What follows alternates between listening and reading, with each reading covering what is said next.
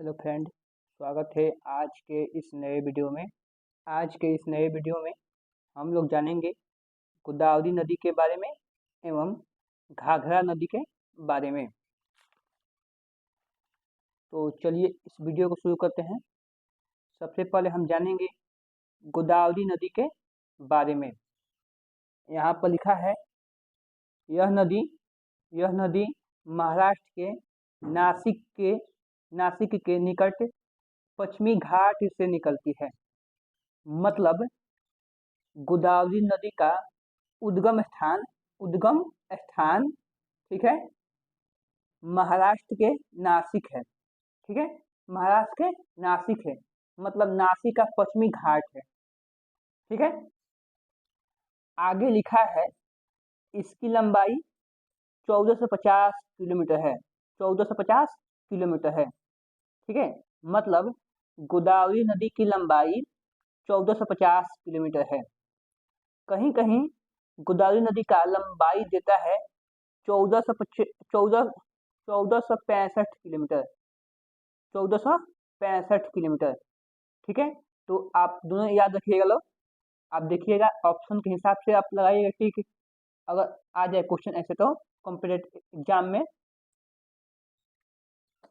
आगे लिखा है दक्षिण भारत में इस नदी को दक्षिण की गंगा या वृद्ध गंगा कहते हैं। ठीक है, मतलब गोदावरी नदी को दक्षिण भारत में, मतलब साउथ इंडिया में दक्षिण की गंगा कहते हैं। दक्षिण की गंगा कहते हैं, चाहे वृद्ध गंगा कहते हैं। ठीक है, आगे यहाँ पर लिखा है इस नदी का पुराना नाम गौतमी नदी है। ठीक है, मतलब गोदावरी नदी का प्राचीन नाम गौतमी नदी है। ठीक है, यह नदी बंगाल की खाड़ी में जाकर गिरती है। ठीक है, मतलब गोदावरी नदी बंगाल के खाड़ी में जाकर गिर जाती है। ठीक है, और समुद्र में मिल जाती है। तो इतना समझ गए। अब इससे आधारित बनाएंगे सवाल हम।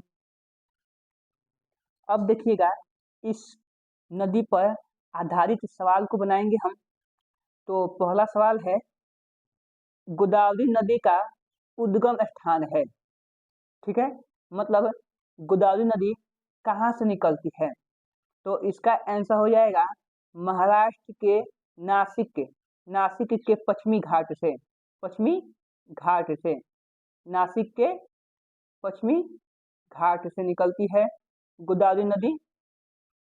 ठीक है, अगला सवाल है दक्षिण की गंगा किस नदी को कहते हैं? तो दक्षिण की गंगा गोदावरी नदी को कहते हैं। गोदावरी नदी को दक्षिण का गंगा कहते हैं। याद रखिए लोग, मतलब इसका आंसर हो जाएगा गोदावरी नदी। ठीक है, आपका अगला सवाल है गोदावरी नदी का पुराना नाम क्या है? इसका आंसर हो जाएगा गौतमी नदी। ठीक है, आपका अगला सवाल है गोदावरी नदी की लंबाई कितनी है? तो इसका आंसर हो जाएगा 1450 किलोमीटर। कहीं कहीं इसका लंबाई देता है 1465 किलोमीटर। ठीक है, जैसे आप देखिएगा गूगल पर, तो गूगल पर इसका लंबाई दिया है 1465 किलोमीटर।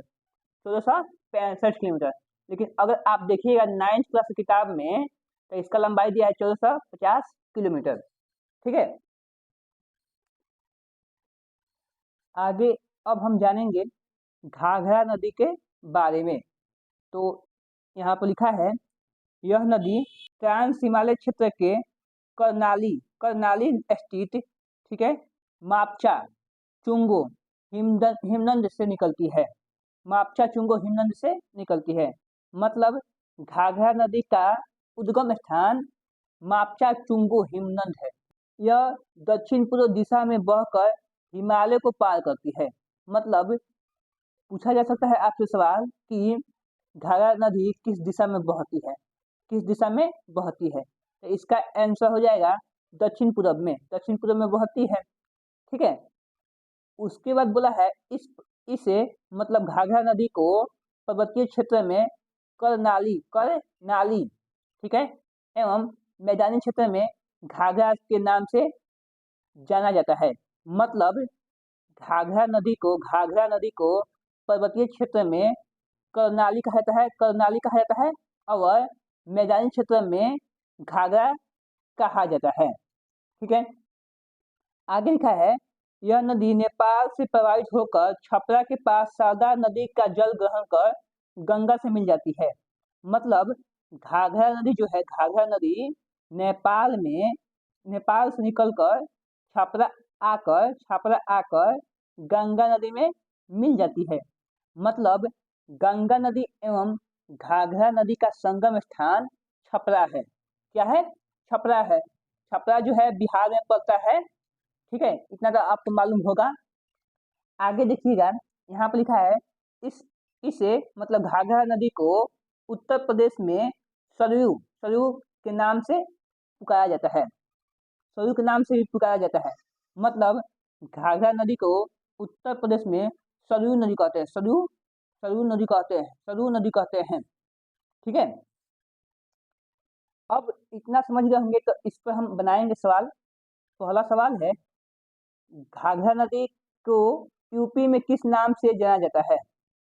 घाघरा नदी को यूपी में किस नाम से जाना जाता है? तो इसका आंसर हो जाएगा सरयू नदी के नाम से। इसी नदी के किनारे अयोध्या शहर बसा हुआ है। तो आपका अगला सवाल है, पर्वतीय क्षेत्र में घाघरा नदी को क्या कहते हैं? तो इसका आंसर हो जाएगा करनाली कहते हैं। ठीक है, आपका अगला सवाल है, घाघरा एवं गंगा का संगम स्थान है।